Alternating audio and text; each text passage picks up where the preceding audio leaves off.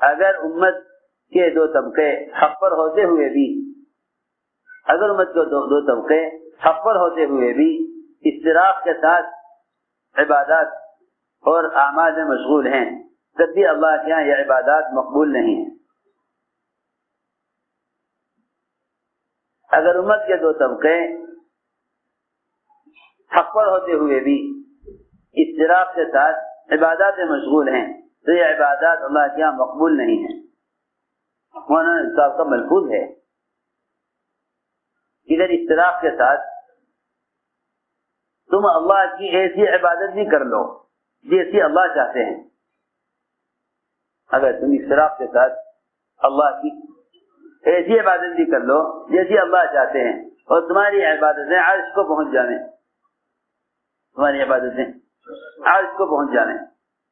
اور اللہ کے یہاں قبول بھی ہو جانے، تب بھی فرماتے تھے حضرت کہ اللہ کی مدد آئے گی نہیں، اللہ کی مدد آئے گی نہیں، اس لیے کہ مدد کا تعلق اجتماعیت سے ہے، مدد کا تعلق اجتماعیت سے ہے، مدد کا تعلق آپس کی اجتماعیت سے ہے۔ پہلا سبب ہے اللہ کی مدد کے آنے کے لیے آپس کی اجتماعیت، ید اللہ علی الجماعہ، کہ اللہ کی مدد جماعت کے ساتھ ہے، اللہ کی مدد جماعت کے ساتھ ہے۔ صحیح روایت کا مفہوم ہے کہ تم فتنوں سے بچ نہیں سکتے جب تک تین کام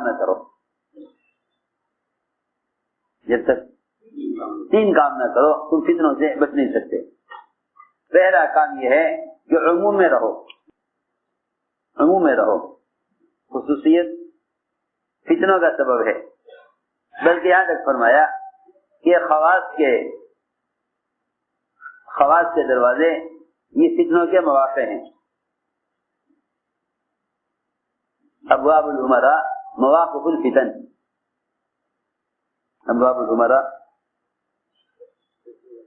الفتن، یہ فرمایا ابواب الامراء مواقف الفتن۔ اپنے صحابہ کو تو آپ نے عمرہ کے دروازوں سے روکا، اور عائشہ رضی اللہ تعالی عنہ کو آپ نے مالداروں سے ڈرایا،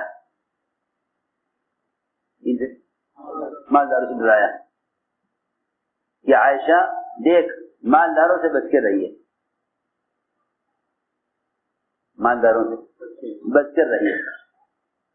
ایسا ڈرایا اپنے گھر والوں کو، مال والوں سے۔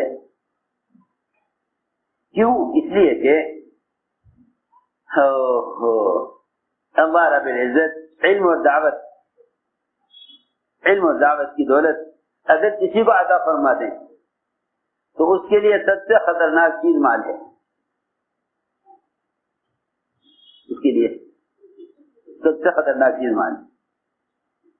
آپ کے گھرانے سے علم کے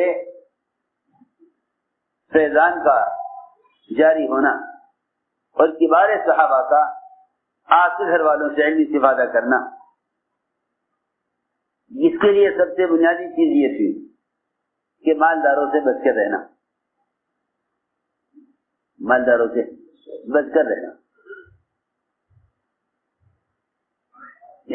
سے بچ کر رہنا۔ میں نے اس سے عرض کیا کہ اگر اللہ رب العزت کسی گھرانے کو علم اور دعوت سے نواز دیں تو ان کے لیے سب سے اہم چیز یہ ہے کہ وہ اپنے آپ کو مال سے بچانے۔ میں نے عرض کیا کہ حدیث میں آتا ہے کہ فتنوں سے بچنے کے لیے سب سے پہلا کام یہ کرو کہ عموم میں رہو،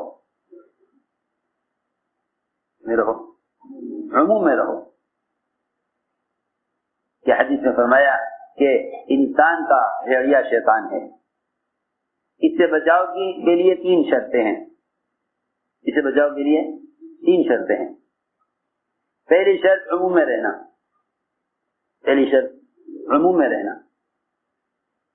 عموم میں رہنے میں حفاظت بھی ہے اور ترقی بھی ہے۔ عموم میں رہنے میں فضل بھی ہے، ترقی بھی ہے۔ میں نے اندازہ کیا جتنا آدمی عموم میں رہتا ہے اتنا وہ خصوصیت سے گھبراتا ہے، جتنا خصوصیت سے گھبراتا ہے۔ صحابہ کرام عمارت اور ذمہ داریوں سے بہت گھبراتے تھے۔ میں سمجھتا ہوں کہ ان کا یہ مزاج عموم میں رہنے کی وجہ سے تھا، ان کا مزاج عموم میں رہنے کی وجہ سے تھا۔ عمومی گشت یہ ہر طرح کے فتنوں سے بچاؤ کا بنیادی عمل ہے، اس لیے کہ اللہ رب العزت کی معیت کا اپنے بندے کے ساتھ اور توجہ خاص کا اپنے بندے کی طرف، دو چیز سے بڑھ کر اور کوئی سبب نہیں ہے۔ ایک عمومی گشت اور ایک انفرادی عبادت،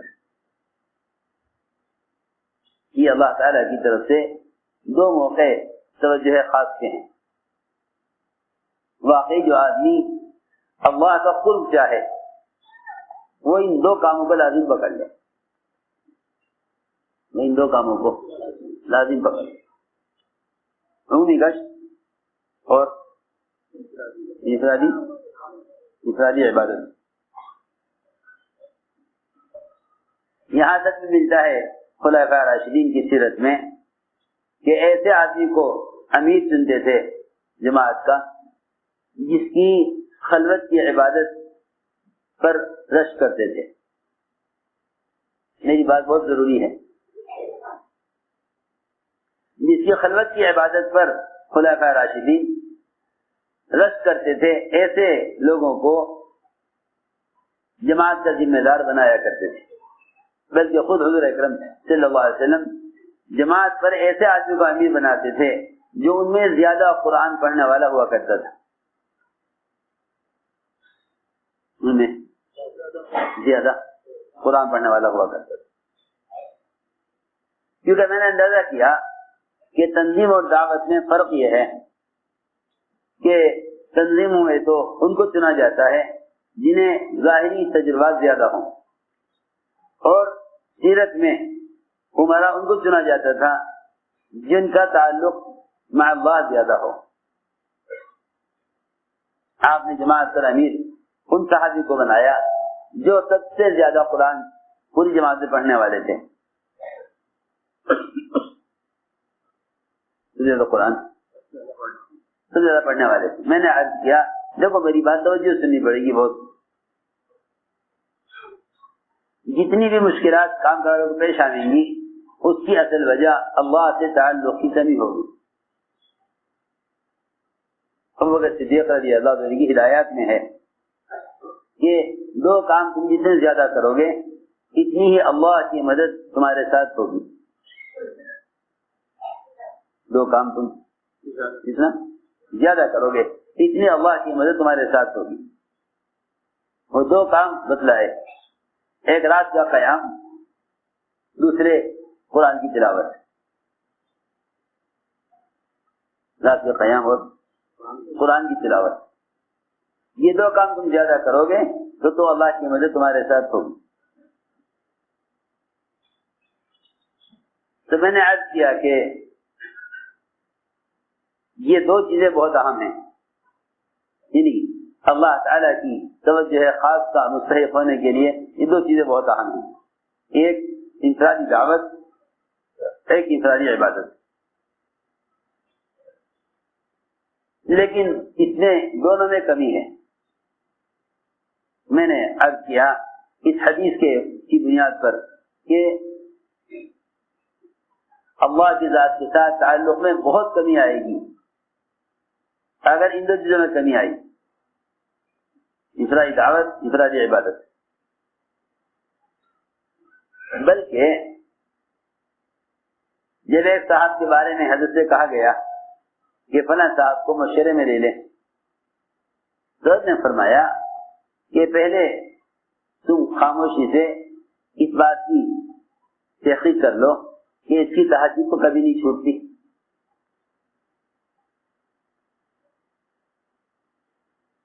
تہجد تو کبھی نہیں چھوٹتی. میں نے اندازہ کیا کہ دین کے شعبوں میں فتنوں اور اختلافات کے آنے کی جو اصل وجہ ہوئی وہ مادی اور مالی اعتبار سے بااثر لوگوں پر اعتماد کرنا ہوا. میں بہت ضروری بات کر رہا. حالانکہ جتنے بھی دین کے شعبے ہیں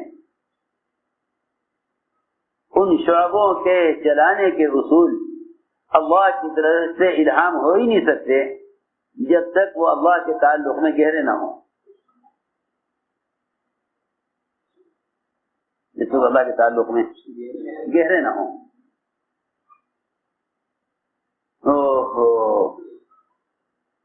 مادی اسباب اور دنیاوی اختیارات کے اثر سے دین کے شعبے کبھی نہیں چل سکتے. دین کے شعبے کبھی نہیں چل سکتے. مادی اسباب اور دنیاوی اختیارات اور اثر رسوخ سے میں اس میں ایک مثال دیتا ہوں.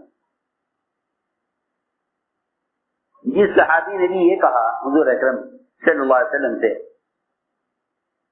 کہ میری اپنی قوم میں چلتی ہے, میرا اپنی قوم پر بڑا اثر ہے, اپنی قوم پر میرا بڑا اثر ہے, میں جا کے دعوت دوں گا میری بات مانیں گے. عروہ بن مسعود کے ساتھ بھی یہی ہوا.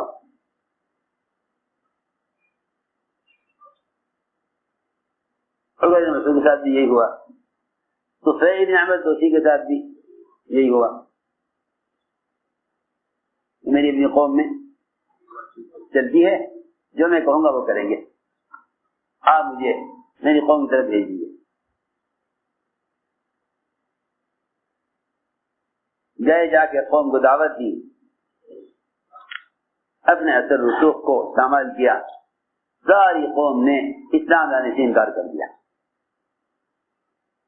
اس لیے کہ انفرادی دعوت اور محنت جو اللہ کی مدد کا اصل ضابطہ ہے, جب تک کام کرنے والا اس سے گزرے گا نہیں, کام کرنے والا اس سے گزرے گا نہیں, اس وقت تک وہ محض اپنے اثر رسوخ پر اللہ کی مدد حاصل نہیں کر سکتا. لوگ یہ سمجھتے ہیں کہ اثر رسوخ اللہ کی مدد ہے. نہیں, ایسا نہیں, ایسا نہیں, بلکہ اللہ رب العزت قربانیوں سے گزارے بغیر قبول نہیں فرماتے. ہوا یہی کہ طفیل رضی اللہ تعالی عنہ یہ اپنی قوم کو جا کر دعوت دینے لگے. قوم نے اسلام سے انکار کیا. انہوں نے آ کر کہا کہ آپ دعا کر دیجیے, میری قوم سے اسلام لانے سے انکار کر رہی ہے. فرمایا نہیں طفیل, جاؤ تم جا کر دعوت دیتے رہو, محنت کرتے رہو.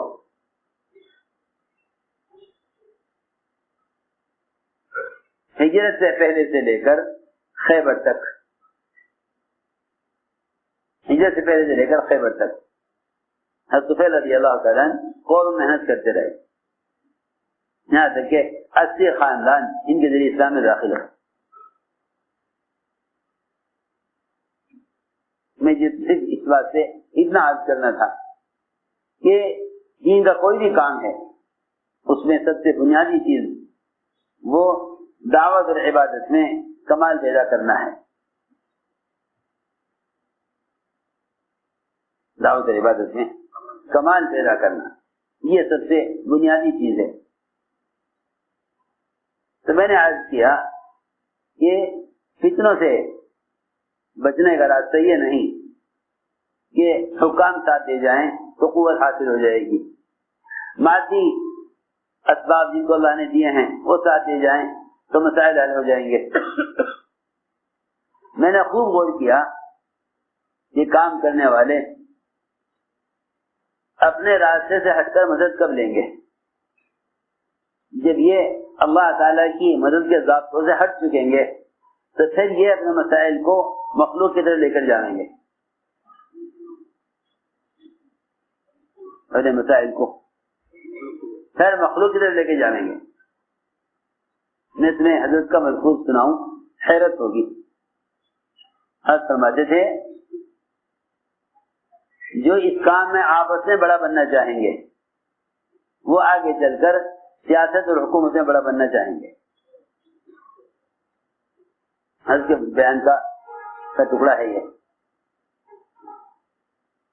اور جو بات پیش آئے گی جب یہ اللہ کے مدد کے ضابطے سے ہٹ جائیں گے تو پھر یہ غیروں سے اپنے کام کے لیے مدد چاہیں گے۔ تو میرے دوستوں عزیزوں، بہت ہی ضروری بات ہے کہ دو موقع ہیں اللہ کی اپنے بندے کی طرف سب سے زیادہ متوجہ ہونے کے۔ ایک انفرادی دعوت جسے میں نے عرض کیا، اور دوسرے انفرادی عبادت۔ تو حدیث کا مفہوم ہے کہ انسان کا دشمن شیطان ہے، جس طرح بھیڑ یا بکری کا دشمن ہے۔ اس سے بچاؤ کے لیے 3 راستے میں نے عرض کیے۔ پہلا سبب عمومیت میں رہنا، دوسرا سبب باوجود سو اختلافات کے مجتمع رہنا، باوجود سو اختلافات کے مجتمع رہنا، اس لیے کہ 100 اختلاف سے وہ نقصان نہ ہوگا جو ایک اختلاف سے نقصان ہوگا۔ 100 اختلاف سے وہ نقصان نہیں ہوگا جو ایک اختلاف سے ہوگا۔ اسی لیے بات ذہن میں رہے کہ اصول لڑنے کے لیے نہیں ہوتے، اصول لڑنے کے لیے نہیں ہوتے، اصول تو ڈرنے کے لیے ہوتے ہیں۔ یہ کے لیے ڈرنے کے لیے، اصول لڑنے کے لیے نہیں ہوتے۔ کبھی بھی شریعت میں آپ نہیں پائیں گے کہ اصول کے لیے لڑائی ہو۔ ہاں، ملک و مال کے لیے لڑائیاں تو ملیں گی۔ میں نے اندازہ کیا کہ صحابہ میں آپس کے اختلاف کسی ریکنسٹرکشن آف امہ dailymarkers.com دین کے کسی مسئلے کے پر ہوا یا نہیں تو مجھے کہیں ملا نہیں، مجھے کہیں ملا نہیں۔ ہاں، خلافت حکومت کے لیے اختلاف ہوا تو ہوا، لیکن دین کے کسی مسئلے میں آپس کے اختلاف کہیں نہیں ملتا کہ دین کے کسی مسئلے کے لیے 2 جماعتیں متقابل ہوئی ہوں، ایسا ہمیں کہیں نہیں ملا۔ تو میں نے عرض کیا کہ ایک سبب عموم میں رہنا، دوسرا سبب اللہ کی مدد کا اور فتنوں سے بچنے کا، وہ اجتماعیت کے ساتھ رہنا، جماعت کے ساتھ رہو، جماعت کے ساتھ رہو۔ اور تیسرا سبب یہ فرمایا حدیث نے کہ اپنے آپ کو مسجد کے ساتھ لازم کر لو۔ یہ 3 کام بتائے۔ میں نے عرض کیا کہ اللہ کی مدد کے، اللہ کی رحمت، اللہ کی ذات کے اپنے بندے کی طرف متوجہ ہونے کے لیے 2 چیزیں تھیں، ایک انفرادی دعوت، ایک انفرادی عبادت، جس کو اللہ نے قرآن میں اس طرح بیان کیا، الذی یراک حین تقوم وتقلبک فی الساجدین۔ جب آپ صحابہ کے ساتھ نماز میں ہوتے ہیں وتقلبک فی الساجدین، اور دوسرے جب آپ کھڑے ہو کر دعوت دیتے ہیں، الذی یراک حین تقوم، الذی یراک حین تقوم، جب آپ دعوت دیتے ہیں، وتقلبک فی الساجدین، اور جب آپ عبادت میں ہوتے ہیں۔ ان 2 موقعوں پر اللہ رب العزت آپ کی طرف توجہ خاص فرماتے ہیں۔